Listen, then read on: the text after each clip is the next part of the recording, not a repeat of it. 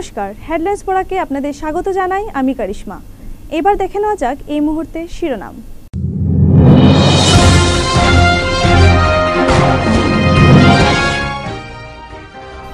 মণিপুরী মুসলিমদের অন্তর্ভুক্তির দাবি তুলল সারা আসাম মণিপুরী ছাত্র সংগঠন।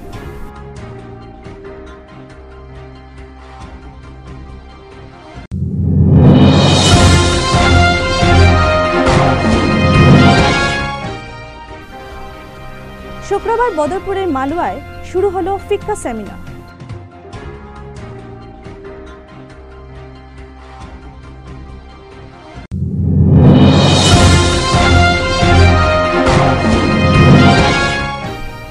আইএসের সঙ্গে যোগাযোগ থাকার অভিযোগে আরও এক ব্যক্তিকে গ্রেফতার করল এনআইএ।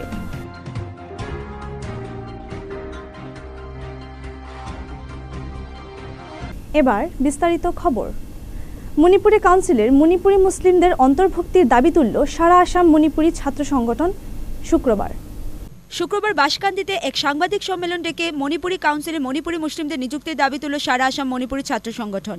ওই সংগঠনের কেন্দ্রীয় আহ্বায়ক সেলিম আহমেদ আসন্ন কাউন্সিল নির্বাচনে মণিপুরী মুসলিমদের সংখ্যা অনুযায়ী একজনকে সহসভাপতি এবং 6 জনকে কাউন্সিল মেম্বার করার দাবি জানান। দাবি পূরণ না হলে বৃহত্তর আন্দোলন গড়ে তোলা হবে বলে সাফ জানিয়ে দেন। সাংবাদিক সম্মেলনে সংগঠনের পক্ষে অন্যান্যদের মধ্যে উপস্থিত ছিলেন সিরাজ উদ্দিন, ফারুক আহমেদ প্রমুখ। শুক্রবার বদরপুরের মালুয়ায় শুরু হলো ফিক্কা সেমিনার। শুক্রবার বদরপুরে মালুয়ায় জাতীয় সড়ক ঘেঁষা মাঠে শুরু হলো ফিক্কা সেমিনার। এদিন সেমিনার জুমার নামাজ পড়েছেন শরীফের মাদ্রাসা সোলতিয়ার হাসিম মাজিদ মাসুদ কিরানভি।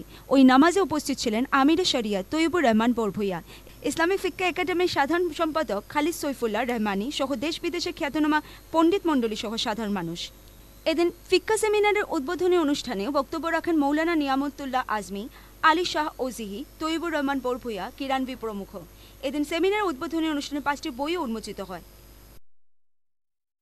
ইনস্টিটিউট অফ ফাইন আর্টসের 11তম বর্ষপূর্তি উপলক্ষে দুদিনের এক চিত্র প্রদর্শনী শুরু হলো শনিবার।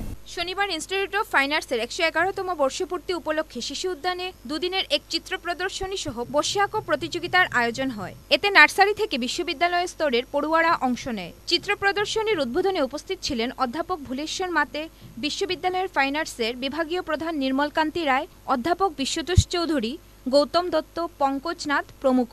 উদ্বোধনী অনুষ্ঠানে পঙ্কজনাথ সঙ্গীত পরিবেশন করেন। নৃত্য পরিবেশন করেন চন্দন মজুমদার ও জয় বসু।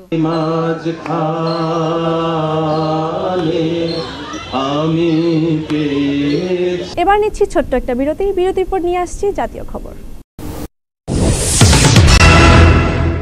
মাত্র 2টি ট্রেন ছাড়বে কেবল সকালে। এনএফ রেলওয়ে সেম রোড দিয়ে যখন ভায়া লামডিং 12 ঘন্টা লাগছে, পাথরকোলা দিয়ে যেখানে 2 ঘন্টা মিনিমাম 2 ঘন্টা সেভ হওয়ার কথা সেখানে 12 ঘন্টা। সময় কেন বেশি লাগবে সেটা বিশ্লেষণ করে রেল কর্তৃপক্ষ বলতে হবে। প্রথমটি 5টায়, পরেরটি 10:15টায়। কেন? কার অঙ্গুলি হেলনে রেলের সময়সূচি? কিছুদিন আগে দেখেছেন যখন মাননীয় প্রধানমন্ত্রী গুয়াহাটিতে আসছিলেন, রেল বিভাগ থেকে 2টো স্পেশাল ট্রেনের ব্যবস্থা হয়েছিল এবং রাতের বেলা কিন্তু রেল সেই লাইন দিয়ে ট্রেন চালিয়েছে। কিন্তু আমরা তখনই সেই প্রশ্নটা করেছিলাম যে বরাক উপত্যকার মানুষের যে দাবি সকালের ট্রেন যাক, রাত্রেও ট্রেন যাক। পক্ষ এবং আমলাদের একটা পক্ষ সবসময়ই একটা শক্তিকে তারা সাহায্য করতে চাইছে এবং সেই শক্তি ট্রান্সপোর্ট লবি। কাদের স্বার্থে? কেন এক্সপ্রেস ট্রেনে গুয়াহাটি যেতে লাগছে 12 ঘন্টা 35 মিনিট?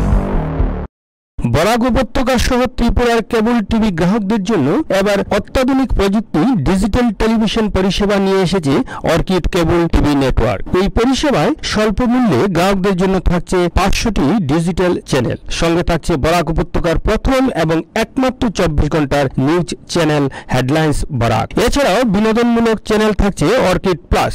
ভারতবর্ষের অন্যতম ব্যবসায়িক প্রতিষ্ঠান হিন্দুজা গ্রুপের এই প্রকল্প বিশ্ববিখ্যাত এনএক্সটি ডিজিটালের বিশ্বমানের পরিষেবা উপভোগ করতে পারবে বরাক এবং ত্রিপুরাবাসী। সেটটপ বক্সের মাধ্যমে গ্রাহকদের অত্যাধুনিক MPG4 টেকনোলজিতে প্রতিটি চ্যানেল পাবেন ঝকঝকে। তাই এই পরিষেবা পেতে হলে নিজ নিজ অপারেটরদের সঙ্গে যোগাযোগ করুন।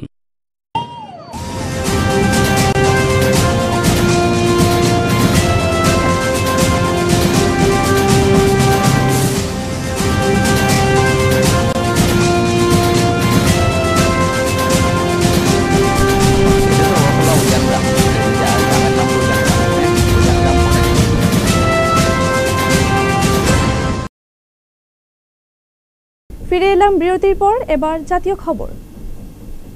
আইএসের সঙ্গে যোগাযোগ থাকার অভিযোগে আরও এক ব্যক্তিকে গ্রেফতার করল এনআইএ। আইএসের সঙ্গে যোগাযোগ থাকার অভিযোগে আরও এক ব্যক্তিকে গ্রেফতার করল ন্যাশনাল ইনভেস্টিগেশন এজেন্সি শনিবার। আব্দুস সামি কাজমি নামের ওই ব্যক্তিকে উত্তরপ্রদেশের হারদই থেকে শনিবার গ্রেফতার করে এনআইএ।